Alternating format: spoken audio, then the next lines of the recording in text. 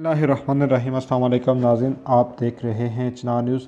ناظرین، پاکستان کی معروف مذہبی شخصیت مولانا طارق جمیل کے حوالے سے گزشتہ کئی روز سے خبریں سامنے آ رہی تھیں کہ انہوں نے کاروباری دنیا میں قدم رکھنے کا فیصلہ کر لیا اور اپنے نام سے ایک بڑا برانڈ قائم کیا ہے۔ اس حوالے سے سوشل میڈیا پر یہ سوال پوچھا جانے لگا کہ یہ کمپنی کس چیز کی ہوگی اور کیا اب اس کے ساتھ وہ اپنی دینی سرگرمیاں بھی جاری رکھیں گے یا نہیں۔ یہ بحث اتنی بڑھ گئی کہ گزشتہ روز طارق جمیل کو خود اس کی وضاحت کے لیے ایک ویڈیو پیغام جاری کرنا پڑا، جس میں ان کا کہنا تھا کہ وہ اپنی مذہبی سرگرمیاں، خاص کر مدرسے چلانے کے لیے کاروبار کرنے کا بہت عرصے سے سوچ رہے تھے، تاہم اب کووڈ-19 کے باعث انہیں اپنی سوچ کو عملی جامہ پہنانے کا موقع ملا۔ انہوں نے کہا کہ برِ صغیر میں علماء کا کاروبار کرنا یا تجارت کرنا عیب سمجھا جاتا ہے۔ یہ بات پتہ نہیں یہاں کہاں سے آ گئی ہے۔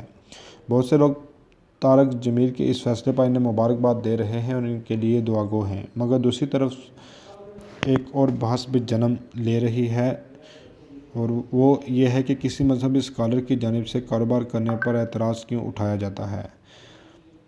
طارق جمیل کے نام سے منسوب کمپنی MTJ کراچی میں رجسٹرڈ ہے۔ کمپنی کی لنکڈ ان پروفائل پر لکھا گیا ہے کہ یہ ایک فیشن برانڈ ہے جو کوالٹی اور دیانتداری سے چلائی جائے گی اور یہ مولانا طارق جمیل کی خدمت حلق سے متاثر ہو کر قائم کی گئی ہے۔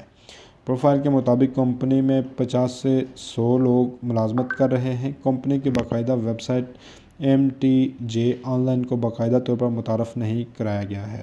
مقامی ذرائع کے مطابق کمپنی کے ذریعے شلوار قمیض اور کرتے فروخت کیے جائیں گے۔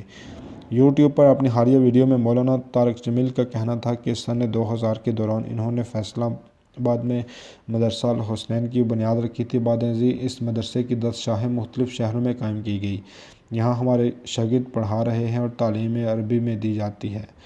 دوست احباب کے تعاون سے یہ سلسلہ چل رہا تھا۔ گزشتہ سال کرونا وائرس کی لہر چلی اور کاروبار ٹھپ ہو گئے۔ مدارس تو ساتھیوں کے تعاون سے چلتے تھے۔ مولانا نے مزید کہا کہ میں نے مدارس بند کر دیے اور آن لائن اسباق شروع کیے۔ مجھے پریشانی شروع ہوئی کہ لوگوں کے کاروبار ٹھپ ہو گئے ہیں۔ ہمارے مدارس لوگوں کے تعاون، زکوٰۃ و خیرات سے چلتے ہیں، تو اب میں کس منہ سے ان سے کہوں کہ زکوٰۃ دو جبکہ وہ خود انتہائی مشکلات کا شکار ہیں۔ ان کا کہنا تھا کہ میرے مدرسے میں چندہ مانگنے کا کوئی مستقل نظام نہیں تھا اور نہ اب ہے۔ صرف میں اکیلا اپنے دوستوں کو فون کر کے ان سے تعاون کی اپیل کر دیتا تھا، وہ مدد کر دیتے تھے۔ جب کورونا نے سب کو متاثر کیا تو میں نے کہا کہ میں نے اب کسی سے چندہ نہیں مانگنا۔ پھر مجھے خیال آیا کہ یہ نظام کیسے چلے گا۔ اللہ نے میرے دل میں ڈالا کہ ہم کوئی کاروبار کریں جس کی کمائی کو مدارس پر لگائیں۔ میری یہی نیت بنی کہ کوئی ایسا کاروبار ہونا چاہیے۔ مولانا طارق جمیل نے بتایا کہ دوستوں نے تعاون کے لیے ہاتھ بڑھایا اور ہم نے میرے نام سے ایک برانڈ MTJ لانچ کرنے کا ارادہ کیا۔ ہمارے ساتھ معاہدہ کیا گیا۔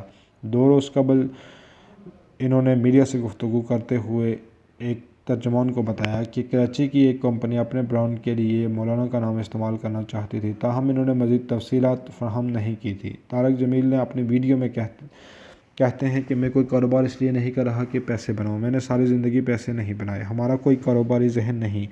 جب سے تبلیغ میں لگا ہوں کاروبار نہیں کیا۔ بس 1984 میں ایک بار کپاس کاشت کروائی تھی۔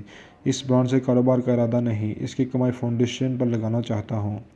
انہوں نے بتایا کہ وہ اس کی کمائی سے اچھا ہسپتال اور اسکول بھی بنائیں گے۔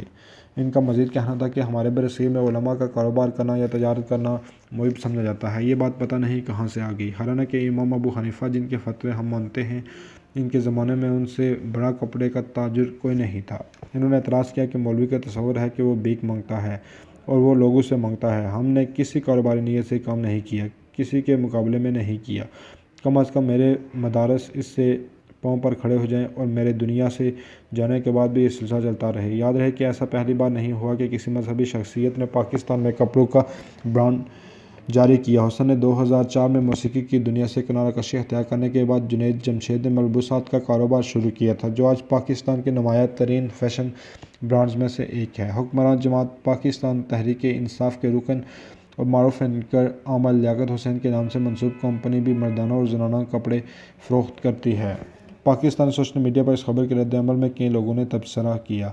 ٹوئٹر صارف ادریس کا کہنا تھا کہ تنقید سے گریز کریں کیونکہ تجارت گناہ نہیں، دیگر مذہبی شخصیات کی بھی اب حوصلہ افزائی کرنی چاہیے۔